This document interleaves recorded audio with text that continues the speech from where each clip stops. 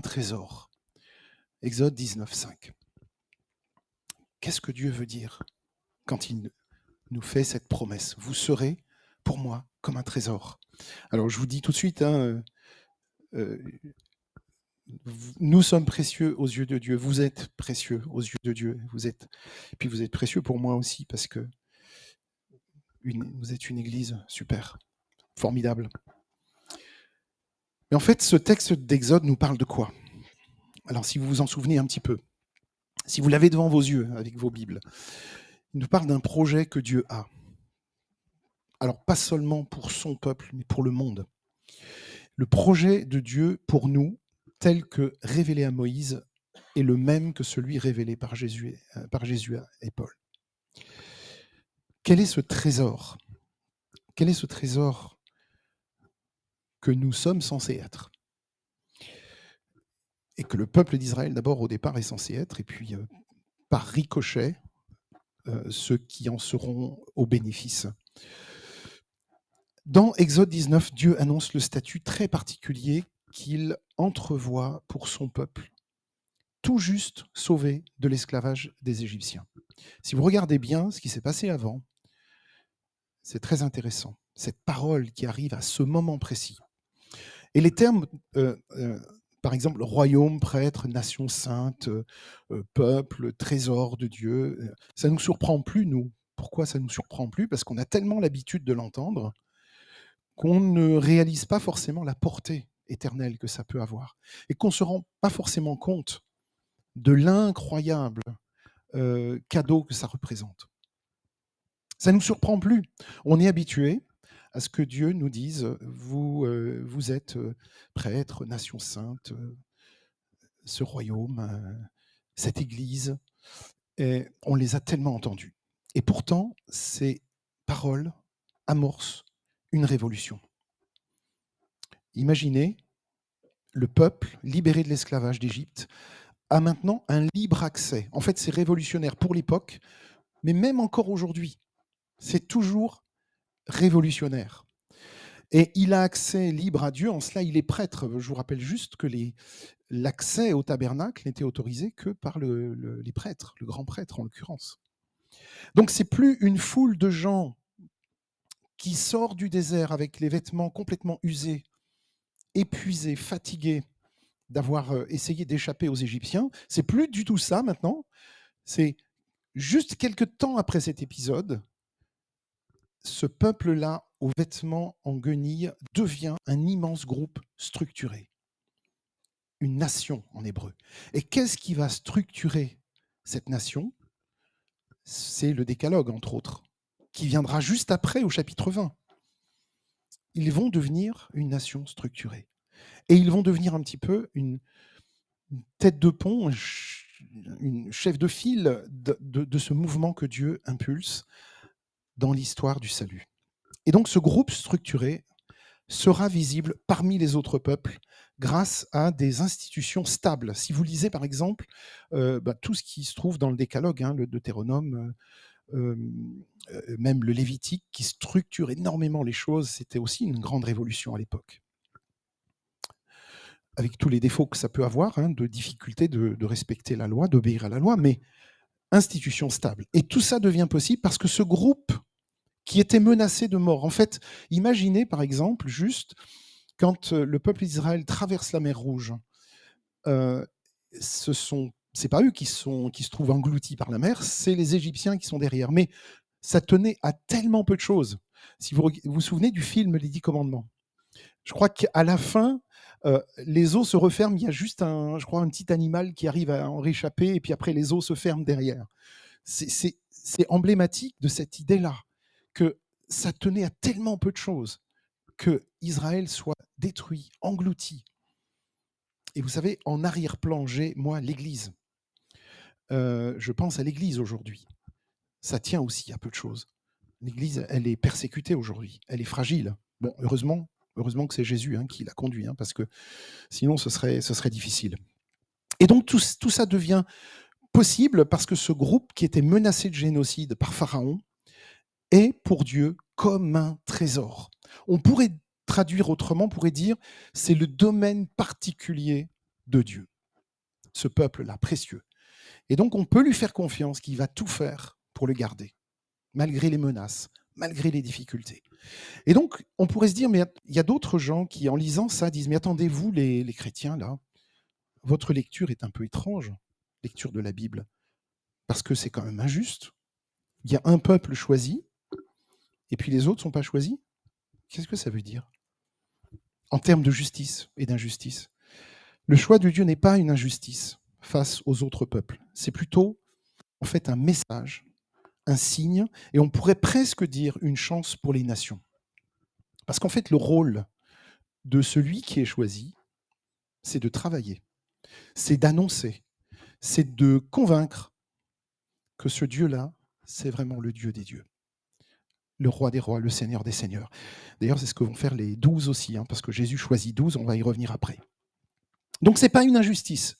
Et le peuple hébreu comme un étendard levé au-dessus des nations pour rappeler en fait que Dieu veut vivre au milieu de l'humanité et pas au-dessus d'elle pour l'écraser.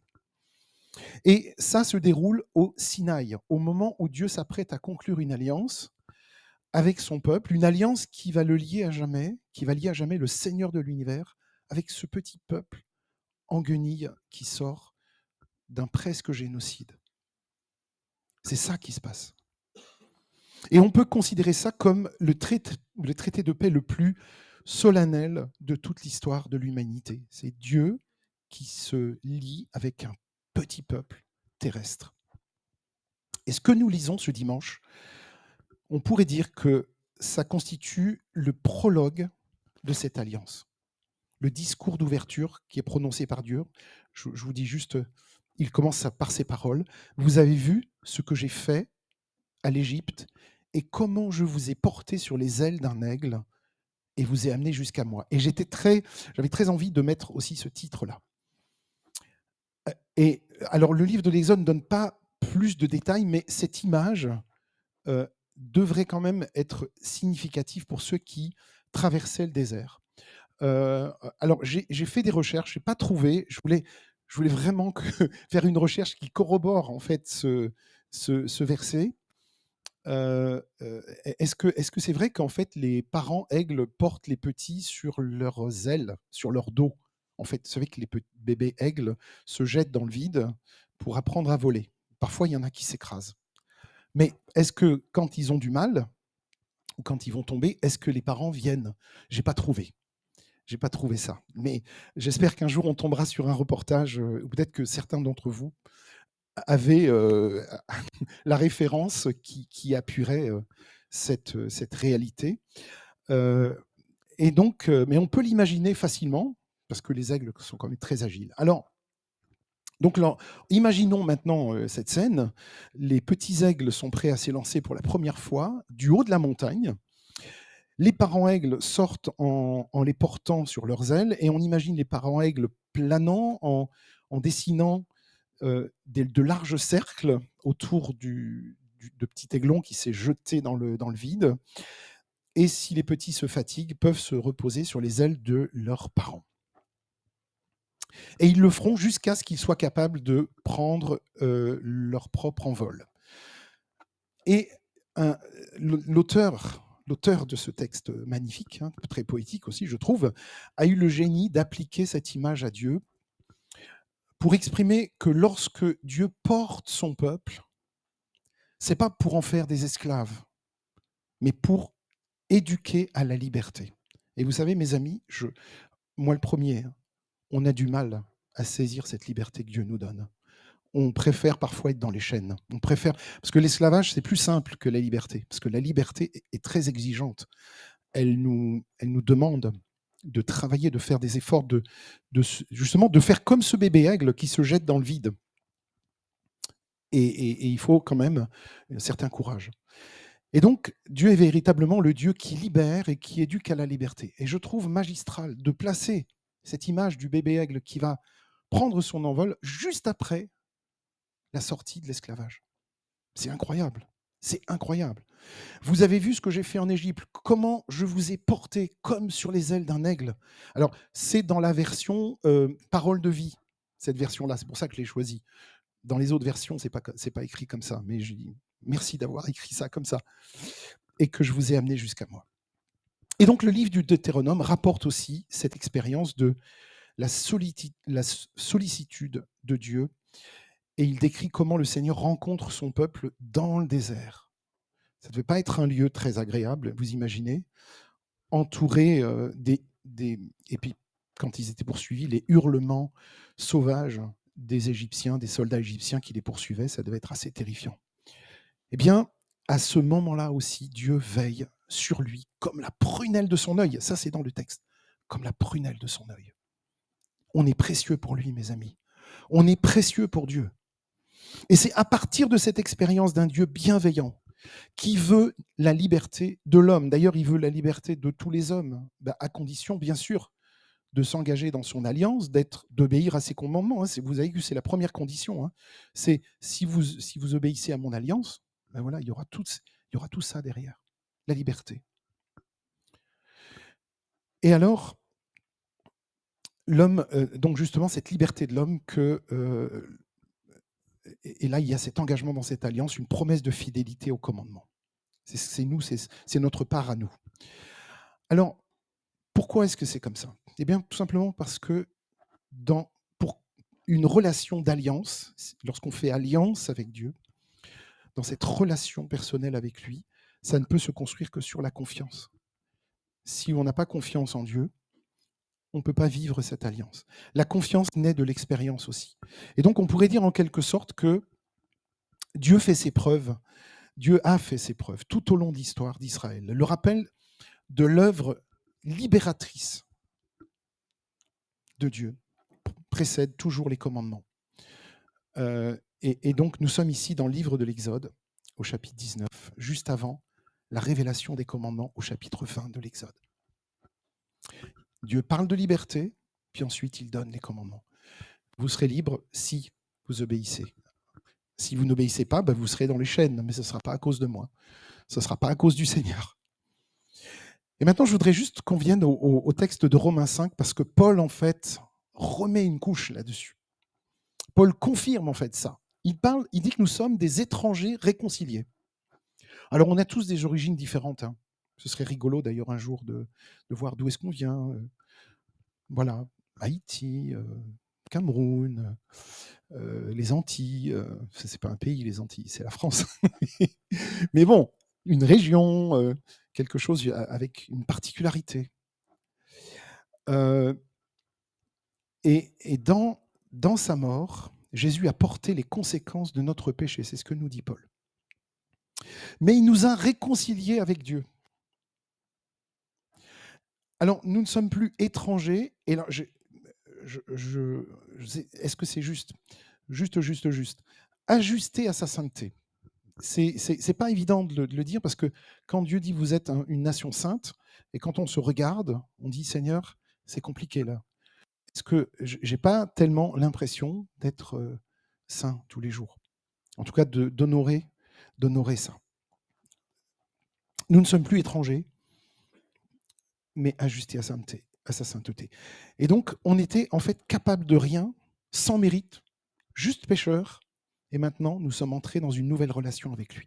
C'est une relation qui a de l'avenir, qui est porteuse. Pourquoi? Parce qu'elle s'enracine dans le présent du Seigneur. Par le sang de Jésus, nous sommes devenus et déclarés justes. On n'est pas juste, on est déclarés justes. J'étais frappé en allant au synode. Il y a un grand panneau. Vous savez, on est dans le pays je cherche le nom, le Mazet-Saint-Voix et autour, le Chambon, sur Lignon. Beaucoup de gens de cette région, des protestants, ont accueilli des juifs pendant la guerre, les ont cachés. Et il y a ce grand panneau qui reconnaît qu'ils sont justes parmi les nations. Un grand panneau sur la route. Et ça frappe quand on voit ça. Et imaginez, pour nous, le Seigneur nous dit, mais vous êtes tous ici déclarés justes. Déclarés justes par le sang de Jésus. Pas juste, mais déclarés. Ajustés à la sainteté de Dieu. Étonnant ce que le don de la mort de Jésus a pu accomplir. Et ce processus de réconciliation, de transformation, va complètement transcender, dépasser les frontières de l'espace et du temps. Vous savez, il y a Elon Musk, lui, il veut coloniser Mars. Bon, c'est un beau projet, hein, coloniser Mars. Je ne sais pas trop combien de temps on met pour y aller. Combien de temps on met pour y aller sur Mars? Bon, si vous pouvez le trouver sur le téléphone, vous me donnez l'info, puis on va la donner publiquement. Bon, il veut coloniser Mars, c'est bien. Je ne sais pas à quoi ça va servir, mais en tout cas, là, le projet du Seigneur, ça transcende aussi l'espace, ça va beaucoup plus loin que, on pourrait dire beaucoup plus loin que Mars, hein. C'est l'univers entier qui est concerné. 9 mois pour y aller. Bon, on n'ira pas. C'est sûr, on n'ira pas. Et le don de Dieu à travers Jésus est une œuvre continue, qui s'étend à travers tous les âges, à travers toute l'histoire. Et pour toucher nos vies, rendez-vous compte, ici et maintenant, aujourd'hui. Et en acceptant ce cadeau de Dieu, eh bien, on est appelé à participer activement à l'accomplissement de son plan pour l'humanité. Une histoire de rédemption, une histoire de réconciliation qui trouve son apogée dans le don de Jésus à la croix. Quel cadeau! Et quel cadeau incroyable. Et donc, nous sommes non seulement réconciliés avec Dieu, mais nous sommes également appelés à partager cette réconciliation avec le monde qui nous entoure. Et si un jour on voit quelqu'un et on rencontre quelqu'un qui est malheureux, on n'a pas forcément les mots, on a peur de ne pas trouver les mots pour lui expliquer. Il suffit juste de raconter votre histoire. Voilà comment Jésus m'a sauvé, tout simplement. C'est ça qui va toucher le cœur des gens. Et donc, par notre communion avec Jésus, on est invité à devenir des agents de réconciliation. Il y a un autre mot, artisans de paix, agents de réconciliation, des ambassadeurs pour l'amour de Dieu. Tiens, on pourrait trouver un nouveau métier, agent de réconciliation à Pôle emploi, ambassadeur de l'amour divin à Pôle emploi. Nous recherchons 50 ambassadeurs de l'amour divin pour porter la lumière de l'Évangile à tous ceux qui sont encore étrangers à la grâce et à la miséricorde du Seigneur. Il continue à appeler, mais il appelle au travers de nous. Alors, je veux juste maintenant faire un tout petit point sur cette équipe, l'équipe des 12, là. Une équipe resserrée, une équipe étroite, seulement 12 personnes. Si vous pensez que rien n'est possible, à la fin du culte, on va chanter Dieu de l'impossible. Pensez aux 12. Pensez aux 12, ils étaient juste 12. Ils étaient seulement 12. Donc un appel à la mission et à l'engagement, ils ont suivi. Et tout au long de son ministère, Jésus va œuvrer en faveur de la réalisation de ce plan-là qui est annoncé déjà dans l'Exode. Et en étant de même nature que le Père, eh bien, Jésus rend accessible à la sainteté de Dieu tous ceux qui acceptent sa présence, tout simplement. C'est possible d'être dans une relation avec Dieu. Beaucoup de gens pensent que ce n'est pas possible. Et pourtant, c'est possible. On le sait. Quand on l'a vécu, ça brûle en nous. Et c'est pour cette raison que Jésus ressent aussi un vif désir d'aller vers les brebis égarées de la maison d'Israël. Et je sais encore une fois que ça heurte certains quand on parle de ça. On dit, mais pourquoi Jésus dit d'abord n'allez pas vers les païens et d'abord vers les brebis de la maison d'Israël? Pourquoi est-ce qu'il dit ça?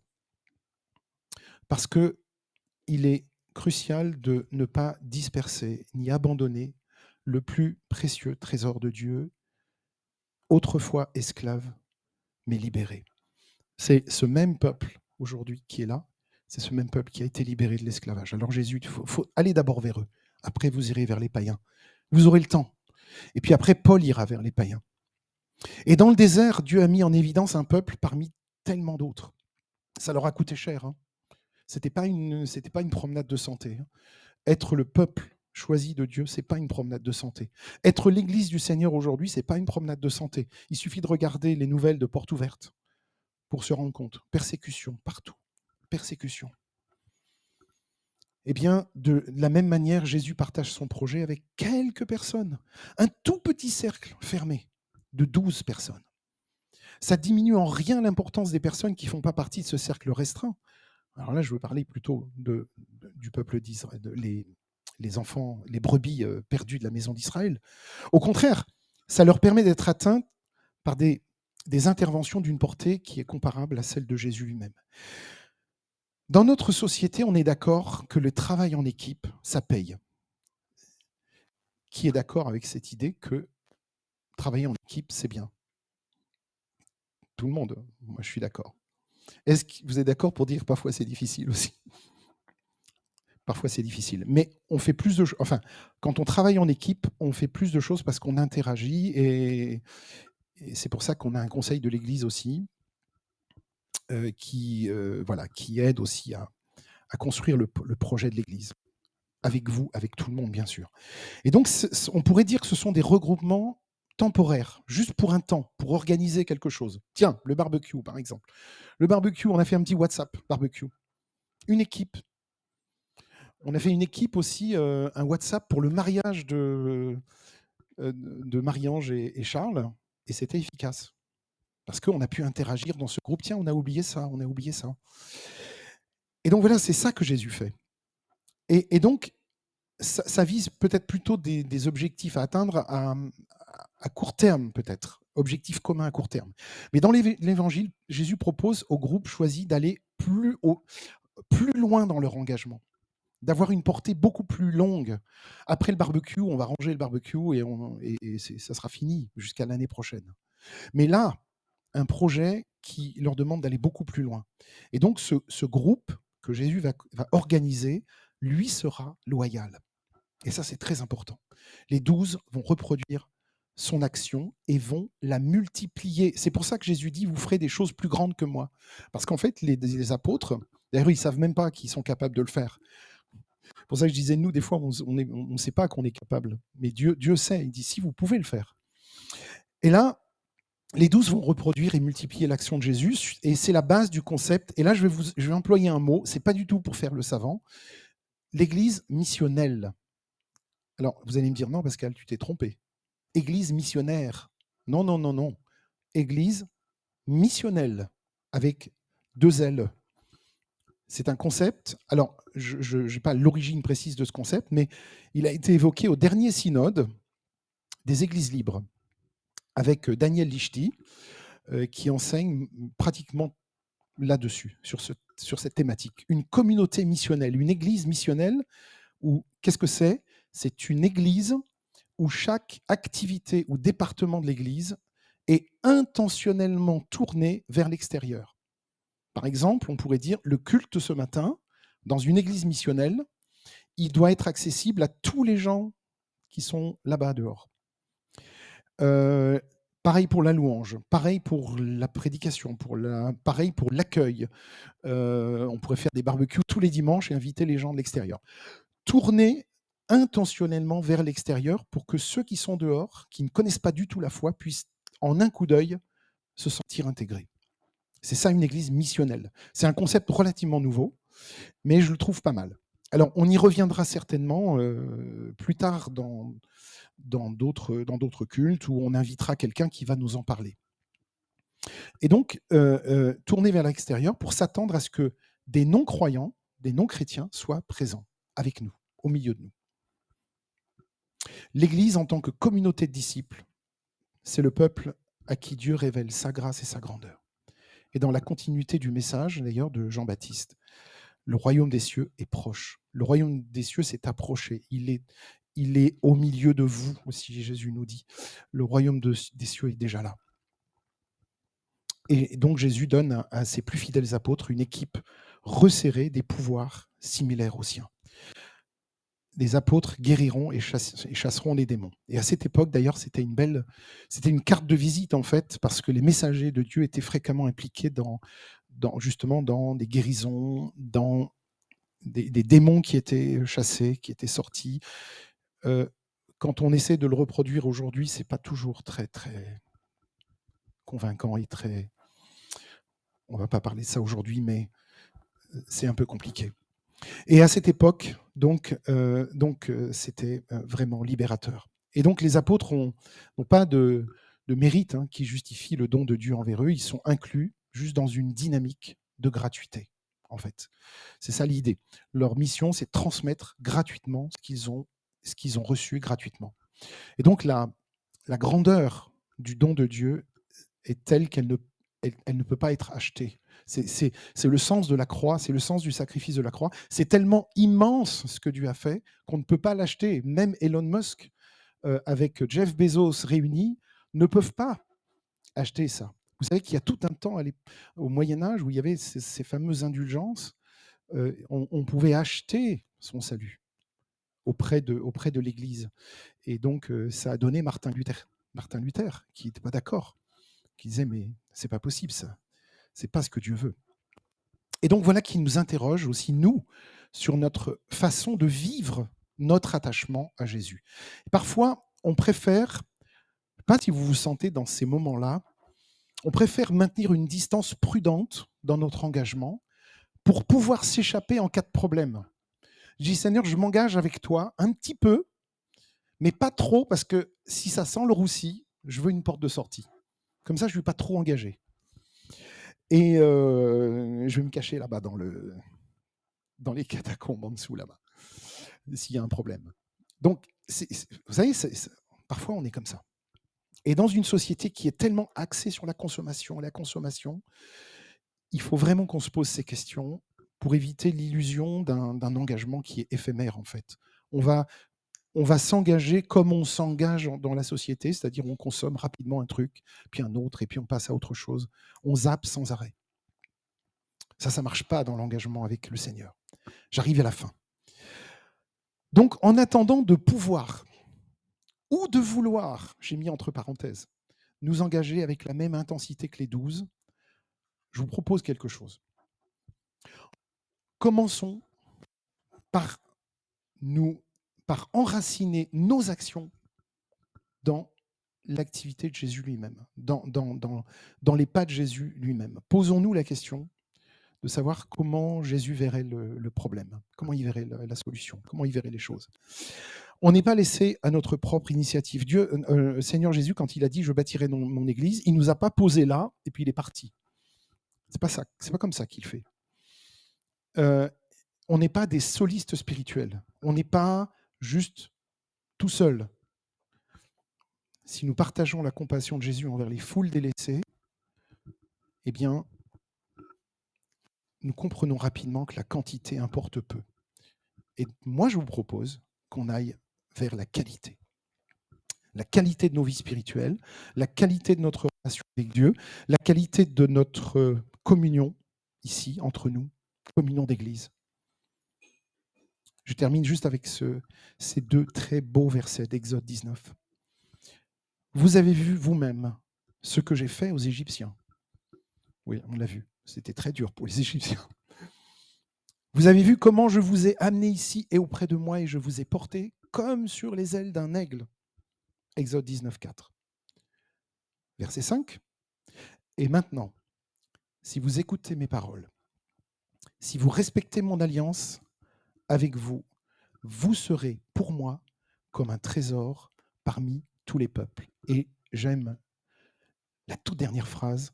Oui, le monde entier est à moi. J'entends, il y a un autre verset qui nous dit, mais ce n'est pas le prince de la puissance de l'air qui est propriétaire des nations? Non, c'est Dieu. Le diable, lui, il ne peut pas être partout, de toute façon. Il ne peut pas être là-bas et là-bas. Il ne peut pas être ici et là-bas. C'est Dieu. C'est Dieu qui est. Oui, le monde entier est à moi. Exode 19, 5. Merci Seigneur pour ça. Je vous invite à le prier.